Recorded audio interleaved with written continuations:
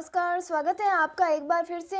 आज के इस वीडियो में हम देखेंगे दिल्ली पुलिस कांस्टेबल एग्ज़ाम के लिए कंप्यूटर के कुछ बेसिक क्वेश्चन। तो वीडियो को पूरा देखें और सारे क्वेश्चन के आंसर देने की कोशिश करें। चलिए स्टार्ट करते हैं।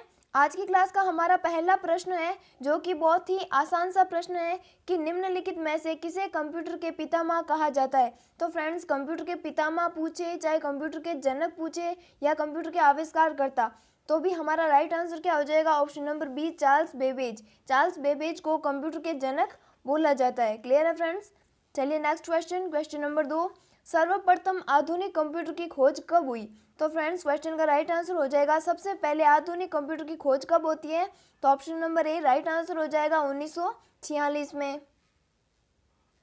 फिर नेक्स्ट क्वेश्चन है हमारा क्वेश्चन नंबर 3 कि कंप्यूटर की भौतिक बनावट क्या कहलाती है? तो फ्रेंड्स, बहुत ही इजी से क्वेश्चन है। कंप्यूटर की भौतिक बनावट या फिर हम बोले कंप्यूटर की बाहरी बनावट क्या कहलाती है?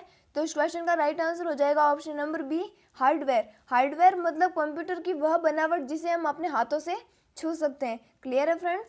चलिए अगला प्रश्न, कंप्यूटर के संचालन में प्रयुक्त प्रोग्राम, नियम तथा कंप्यूटर की क्रियाओं से संबंधित अन्य लिखित सामग्री को क्या बोला जाता है? तो अभी हमने देखा हार्डवेयर क्या होती है, बाहरी बनावट या भौतिक बनावट। लेकिन बात करेंगे अगर हम कंप्यूटर के प्रोग्रामों की, तो वो किस में आते हैं? Option number A right answer हो जाएगा सॉफ्टवेयर में। सॉफ्टवेयर को हम हाथों से नहीं छू सकते हैं। फिर नेक्स्ट क्वेश्चन हो जाएगा फ्रेंड्स कि कंप्यूटर का नियंत्रक भाग क्या कहलाता है? तो ये तो बहुत ही इजी सा क्वेश्चन है। कंप्यूटर का नियंत्रक भाग क्या कहलाता है? तो option number C right, CPU, जिसकी फुल फॉर्म क्या होती है फ्रेंड्स? Central processing unit. चलिए नेक्स्ट क्वेश्चन, अगला है कि वह हार्डवेयर डिवाइस कौन सी है जिसे आमतौर पर कंप्यूटर का ब्रेन बोला जाता है? तो इसका भी आंसर क्या हो जाएगा? ऑप्शन नंबर सी, सीपीयू को बोला जाता है। फिर अगला प्रश्न है फ्रेंड्स कि कंप्यूटर हार्डवेयर जो आंकड़ों की बहुत ही अधिक मात्रा को भंडार रख सकता है, वो क्या कहलाता है? तो इस प्रश्न का हमारा सही आंसर क्या हो जाएगा? ऑप्शन नंबर बी, जो चिप होती है वो आंकड़ों की बहुत ही अधिक मात्रा को स्टोरेज करके रख सकती है। चलिए नेक्स्ट क्वेश्चन, अगला है हमारा कि इंटीग्रेटेड सर्किट चिप का विकास किसने किया था? मोस्ट इंपॉर्टेंट क्वेश्चन है, आईसी चिप का विकास किसने किया था? तो इस क्वेश्चन का राइट आंसर हो जाएगा जे.एस. किल्बी ने आईसी चिप का विकास किया। चलिए अगला प्रश्न, आईसी पर किसकी परत होती है? तो फ्रेंड्स, आईसी जो इंटीग्रेटेड सर्किट होती है उस पर किसकी परत होती है? तो इस क्वेश्चन का राइट आंसर हो जाएगा सिलिकॉन की, जिसका प्रतीक चिन्ह क्या होता है फ्रेंड्स? एसआई। और आप जानते हो कि जो सिलिकॉन होता है वो क्या होता है? अर्धचालक होता है। चलिए अगला प्रश्न, अगला है कि जो चुंबकीय डिस्क होती है उस पर किस पदार्थ की परत होती है? तो इस क्वेश्चन का राइट आंसर क्या हो जाएगा? आयरन ऑक्साइड की। चुंबकीय डिस्क पर किस पदार्थ की परत होती है? तो ऑप्शन नंबर ए आयरन ऑक्साइड सही जवाब होगा। फिर चलिए नेक्स्ट क्वेश्चन, अगला है एमबी में क्या मापते हैं? तो फ्रेंड्स, ये क्वेश्चन तो आपको आना ही चाहिए। एमबी में हम क्या मापते हैं? तो इस क्वेश्चन का राइट आंसर हो जाएगा कंप्यूटर की स्मृति क्षमता या फिर कंप्यूटर की मेमोरी, स्टोरेज, ड्राइव, कुछ भी बोलो, एमबी में मापते हैं। ठीक है फ्रेंड्स, अब बात हो कि जो ये एमबी होती है उसमें कितनी केबी होती है? तो इस क्वेश्चन का राइट आंसर क्या हो जाएगा? 1024। ठीक है, एक एमबी में 1024 केबी होती है। अब बताएं फ्रेंड्स कि सबसे पहले देखो, आपने केबी सुननी है, उसके बाद होती है एमबी, उसके बाद में होती है जीबी। अगर हम बात करें एक एमबी में केबी कितने होते हैं? तो 1024। एक जीबी में एमबी कितनी होती है? तो भी हमारा आंसर क्या हो जाएगा? 1024। ठीक है फ्रेंड्स, ये आपको क्रम याद रखना है, इससे भी काफ़ी सारे क्वेश्चन पूछे जाते हैं।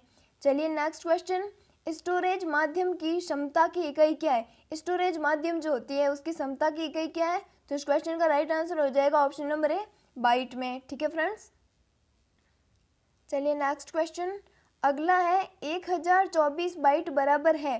फ्रेंड्स, ये भी क्वेश्चन इंपॉर्टेंट है। 1024 बाइट है जो वो किसके बराबर होते हैं? तो हमारा आंसर क्या हो जाएगा? ऑप्शन नंबर डी 1 केबी। यानी 1 केबी में बाइट कितने होते हैं? 1024 बाइट होते हैं। चलिए नेक्स्ट क्वेश्चन, किसी प्रोग्राम में बग क्या होता है? वेरी इंपॉर्टेंट क्वेश्चन है। किसी भी प्रोग्राम में जो बग होता है उसे वो क्या होता है? तो हमारा आंसर क्या हो जाएगा? Option number B error. Error मतलब अशुद्धि। ठीक है फ्रेंड्स, चलिए नेक्स्ट क्वेश्चन, मेमोरी शब्द किससे संबंधित है? तो आप सभी जानते हैं जो मेमोरी होती है उसका कार्य क्या होता है? स्टोर करना। तो इसका संबंध किससे होगा? स्टोरेज से। चलिए नेक्स्ट क्वेश्चन, अब आप जानते हैं कि कंप्यूटर में मुख्यतः कौन कौन सी मेमोरी होती है? एक होती है रैम, एक होती है रोम। रोम मतलब रीड ओनली मेमोरी और रैम मतलब random access memory. Clear friends? चलिए नेक्स्ट क्वेश्चन, पीसी का अर्थ होता है। तो फ्रेंड्स पीसी का अर्थ होता है व्यक्तिगत कंप्यूटर यानी पर्सनल कंप्यूटर, जिसे हम क्या बोलते हैं, शॉर्ट फॉर्म में पीसी। चलिए नेक्स्ट क्वेश्चन, अगला है कि डिजिटल कंप्यूटर किस सिद्धांत पर कार्य करता है। तो जो डिजिटल कंप्यूटर होता है वो किस सिद्धांत पर कार्य करता है, तो गणना के सिद्धांत पर। क्लियर हुआ फ्रेंड्स? चलिए नेक्स्ट क्वेश्चन, अगला है कि कौन सा सॉफ्टवेयर शब्द संसाधन में प्रयोग किया जाता है, यानी ऐसा कौन सा सॉफ्टवेयर है जिसमें हम शब्दों को संसाधन कर सकते हैं या उनमें हेराफेरी कर सकते हैं। तो इस क्वेश्चन का राइट आंसर हो जाएगा MS वर्ड। ठीक है फ्रेंड्स, MS वर्ड में हम शब्दों की हेराफेरी कर सकते हैं। चलिए नेक्स्ट क्वेश्चन, अगला इंपॉर्टेंट क्वेश्चन है, कंप्यूटर साक्षरता दिवस कब मनाया जाता है। तो आप सभी को याद रखना है कि 2 दिसंबर को कंप्यूटर साक्षरता दिवस मनाया जाता है। चलिए नेक्स्ट क्वेश्चन, भारत में सिलिकॉन वैली कहाँ पर स्थित है। तो भारत में जो सिलिकॉन वैली है वो कहाँ पर स्थित है फ्रेंड्स, बेंगलुरु में। ऑप्शन नंबर ए हमारा राइट आंसर हो जाएगा। फिर आगे हम नेक्स्ट क्वेश्चन देखेंगे कि भारत में निर्मित प्रथम कंप्यूटर। तो भारत में निर्मित प्रथम कंप्यूटर कौन सा है फ्रेंड्स, तो राइट आंसर क्या हो जाएगा, सिद्धार्थ। भारत में निर्मित पहले कंप्यूटर का नाम क्या है, सिद्धार्थ। अब बात करेंगे फ्रेंड्स कंप्यूटर के टाइप। तो आप जानते हैं कि जो कंप्यूटर होता है ना उसके टोटल कितने 3 टाइप होते हैं। कौन कौन से, पहला होता है डिजिटल कंप्यूटर, दूसरा होता है एनालॉग, तीसरा होता है हाइब्रिड। अब बात करेंगे पहले वाले की, तो पहला वाला कौन सा था, तो पहले वाले कंप्यूटर का नाम है friends digital computer. Digital computer वो होता है जो गणितीय गणना करता है। ठीक है, आपको याद रखना है कि जो डिजिटल कंप्यूटर होता है उसमें गणितीय गणना की जाती है। अब फ्रेंड्स बात करेंगे दूसरे नंबर वाले की। तो दूसरा कंप्यूटर कौन सा होता है, एनालॉग कंप्यूटर। तो एनालॉग कंप्यूटर वह होता है जो आकलन के सिद्धांतों के अनुसार कार्य करता है। जो डिजिटल कंप्यूटर है वो तो गणना का कार्य करता है और जो एनालॉग कंप्यूटर होता है वो आकलन के सिद्धांतों पर कार्य करता है। लास्ट एक बचा तीसरे नंबर का है, वो कौन सा होता है, हाइब्रिड कंप्यूटर। हाइब्रिड कंप्यूटर क्या होता है, जिसमें एनालॉग प्लस डिजिटल दोनों के स्वरूप संयुक्त रूप से कार्य करते हैं। ठीक है फ्रेंड्स, जिसमें आकलन भी होता है और गणना भी होता है। क्लियर हुआ आपको?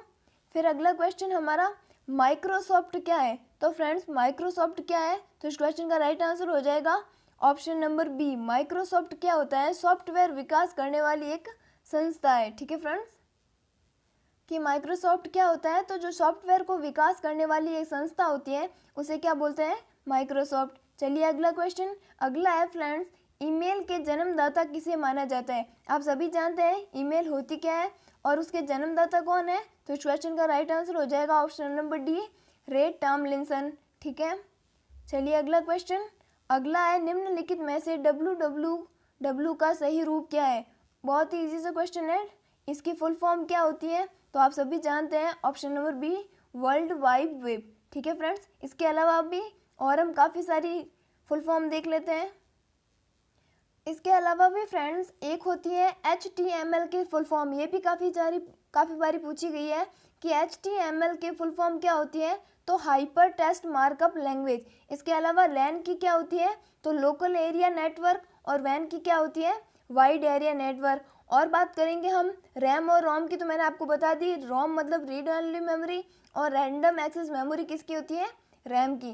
क्लियर हुआ फ्रेंड्स? और आगे एक फुल फॉर्म और पूछी जाएगी, ALU की फुल फॉर्म क्या होती है, अर्थमेटिक लॉजिक यूनिट।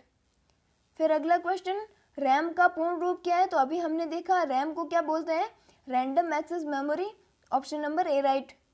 चलिए अगला क्वेश्चन, IBM का पूर्ण रूप क्या है। तो फ्रेंड्स IBM का पूर्ण रूप क्या है, तो इस क्वेश्चन का राइट आंसर हो जाएगा option number B, right answer है इंटरनेशनल बिजनेस मशीन। IBM का फुल फॉर्म क्या होगा, international business machine. Clear friends?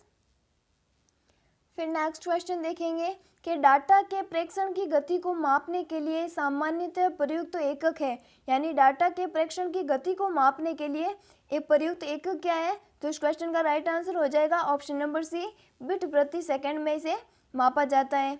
चलिए नेक्स्ट क्वेश्चन, अगला है स्पैम किस विषय से संबंधित शब्द है। तो आपको याद रखना है कि जो स्पैम है उसका संबंध होता है फ्रेंड्स कंप्यूटर से। ऑप्शन ए ये हमारा राइट आंसर हो जाएगा। आज की क्लास का हमारा लास्ट क्वेश्चन है जो कि मैंने आपको बता दिया है कि ALU का रूप क्या होता है या फिर ALU की फुल फॉर्म क्या है। तो इस क्वेश्चन का राइट आंसर हो जाएगा option number D, arithmetic logic unit. ये फ्रेंड्स हमने टोटल 30 क्वेश्चन देखे। अगर आपको वीडियो अच्छी लगे तो लाइक करना और अपने फ्रेंड्स के साथ शेयर करना। Thank you, thanks for watching this video.